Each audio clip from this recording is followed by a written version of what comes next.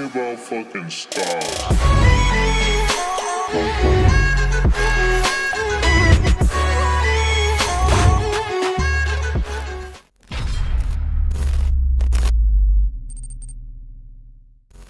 Salut à tous, j'espère que vous allez bien.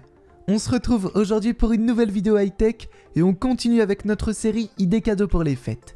Et bien que les appareils photo hybrides prennent une grande place sur le marché de la photo, les professionnels et les amoureux de la photo ont tendance à préférer les réflexes.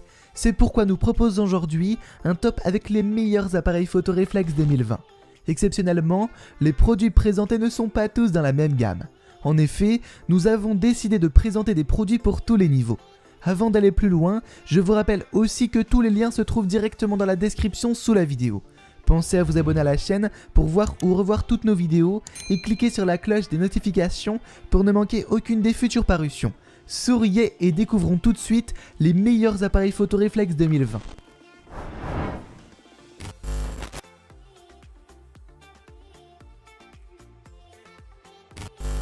On commence tout de suite avec Nikon et ce modèle professionnel. Le dernier né garde ses références modernes et performantes. Il conserve ses 24 mégapixels qu'il utilise avec brio. Pourtant c'est un petit gabarit comparé à d'autres de cette gamme de réflexes. Ce n'est pas un poids-plume et son bloc massif laisse présager une capacité à encaisser tous les aléas de la vie et des voyages. Le boîtier est sobre et les touches de raccourci et de contrôle sont nombreuses.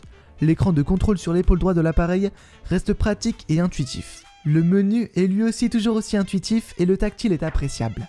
Il facilite la navigation. Il faudra par contre oublier la possibilité de le bouger. Aucune rotule ne le permettra.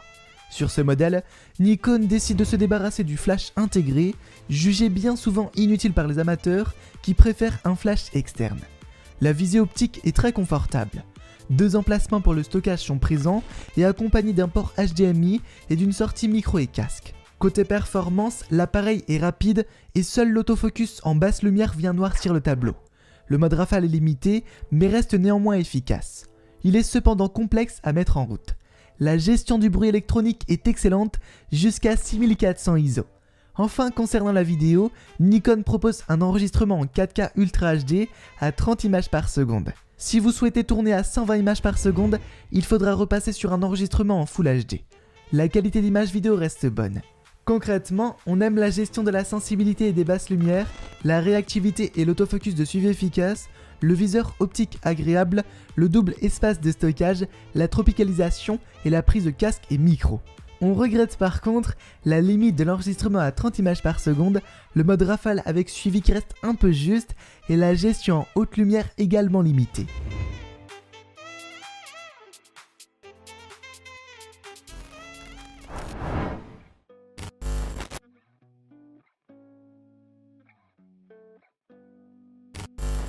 Direction la concurrence de Nikon avec le dernier boîtier de Canon. Là encore, l'identité de la marque reste intacte.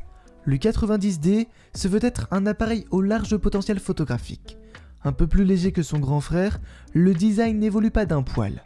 Comme Nikon, le boîtier n'est pas aussi petit qu'un compact, mais pas non plus aussi imposant que les anciens modèles réflexes. Le gabarit se positionne bien entre ergonomie et compacité. En plus, on retrouve une poignée bien marquée. La visée optique est agréable. L'écran sur l'épaule droite est lui aussi grand et permet d'afficher toutes les informations nécessaires. La construction générale semble solide avec enfin l'arrivée d'une résistance aux intempéries. Cependant, le boîtier semble creux et la construction plastique pas sexy, surtout pour un boîtier dit haut de gamme. L'appareil se destine principalement aux photographes avancés avec un nombre de boutons et de possibilités impressionnantes. Les débutants pourront toutefois s'y retrouver en prenant le temps d'appréhender le boîtier. Le menu est accessible et rapide, mais le choix de personnalisation des menus reste limité. L'écran tactile sur rotule permet de filmer et de voir le rendu directement. C'est l'un des plus gros avantages comparé à Nikon. Côté performance, la réactivité est très bonne grâce à l'arrivée du processeur Digic-8 qui améliore nettement les performances de l'appareil et plus particulièrement celle de la vitesse. Le mode rafale est bien maîtrisé, ainsi que la gestion de bruit électronique jusqu'à 6400 ISO. En revanche, le boîtier de Latitude est encore juste, surtout pour un produit de cette gamme. Enfin, concernant la vidéo, Canon reste numéro 1. Le 90D arrive avec de sérieux arguments comme la possibilité d'enregistrer en 4K Ultra HD à 60 images par seconde pour un rendu extra. Concrètement, on aime le bon viseur, la tropicalisation de l'appareil, l'ergonomie globale agréable, l'écran sur une rotule, la très bonne réactivité et l'efficacité de la prise de vidéo en 4K sans recadrage. Par contre, on regrette les finitions aux allures low cost, l'absence de stabilisation mécanique et la latitude de travail encore trop limitée.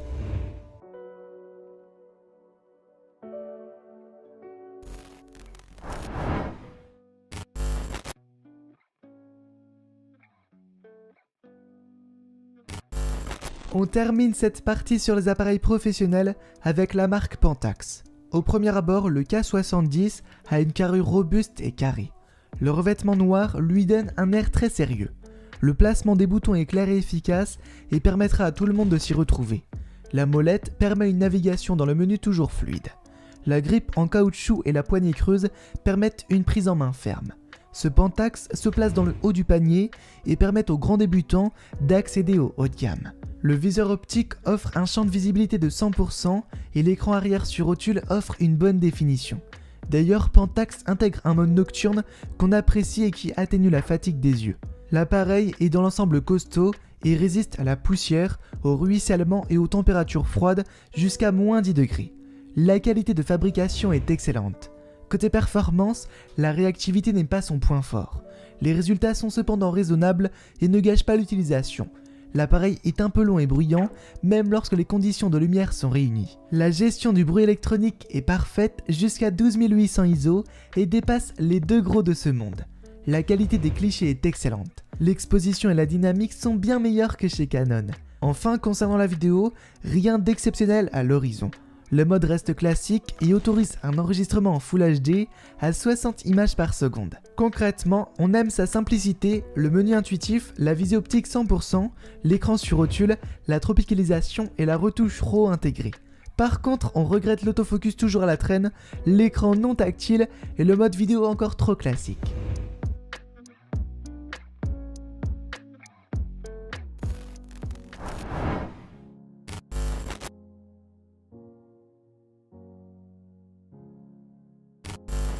De retour chez les débutants, on démarre avec Nikon.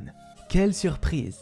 Le D3500 est caractérisé par un gabarit réduit et un poids contenu. La robe plastique de l'appareil et sa légèreté ne lui confèrent absolument pas un design haut de gamme. Et pourtant, comme dirait le dicton, l'habit ne fait pas le moine. Bref, l'ensemble respire toutefois la solidité. La préhension est d'ailleurs bonne et sans fausse note. Si vous êtes un photographe avancé, vous regretterez les possibilités de personnalisation peu nombreuses. Globalement, le potentiel de l'appareil est limité par ce manque de possibilités. Par contre, l'application SnapBridge est gratuite et surtout pratique pour la gestion des clichés via son téléphone. Côté performance, on peut dire que la réactivité est son gros point fort. Sur ce point, il signe un sans faute. Le mode rafale atteint les doigts dans le nez, les 5 images par seconde et peut faire bien mieux. C'est donc dommage de voir la mémoire tampon si limitée, restreignant ainsi les possibilités de prise en rafale. Le bruit électronique est également bien géré, jusqu'à 3200 ISO. On évitera absolument la prise de photos en 25600 ISO qui ne donnera vraiment rien de génial.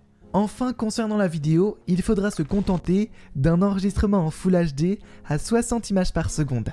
Pas d'Ultra HD ni de 4K au programme. Concrètement, on aime la qualité de construction, la très bonne réactivité de l'appareil, la qualité d'image, le mode guide pour les débutants très bien fait et le flash intégré. Par contre, on regrette l'écran sans rotule, le manque de détails pour les vidéos et la mémoire tampon trop limitée comparée aux possibilités qu'offre le D3500.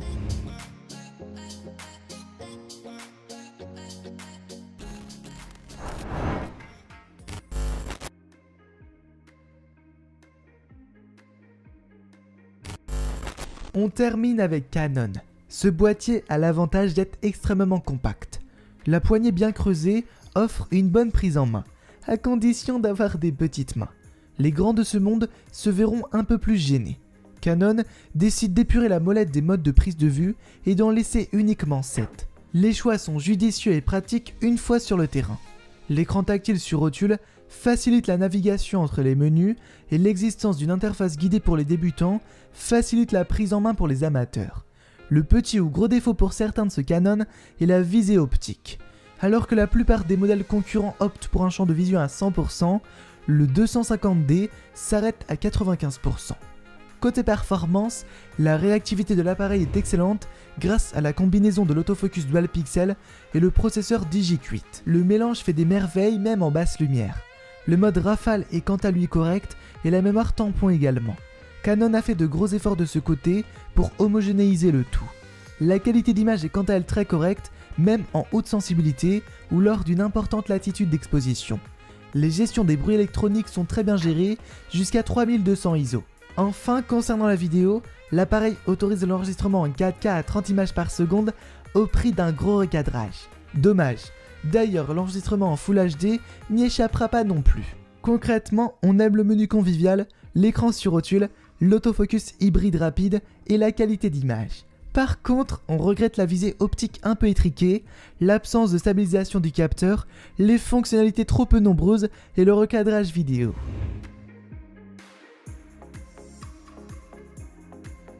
Et voilà les amis, c'est tout pour aujourd'hui. Alors que pensez-vous de ces modèles? Si vous avez des questions, n'hésitez pas à nous les poser en commentaire. Si la vidéo vous a plu, lâchez-vous sur le pouce bleu. Je vous rappelle que tous les produits se trouvent directement dans la description sous la vidéo. Pensez à vous abonner à la chaîne pour voir ou revoir nos vidéos et cliquez sur la cloche des notifications pour ne manquer aucune des futures parutions. Sur ces bonnes paroles, je vous dis à très vite, prenez soin de vous, bye!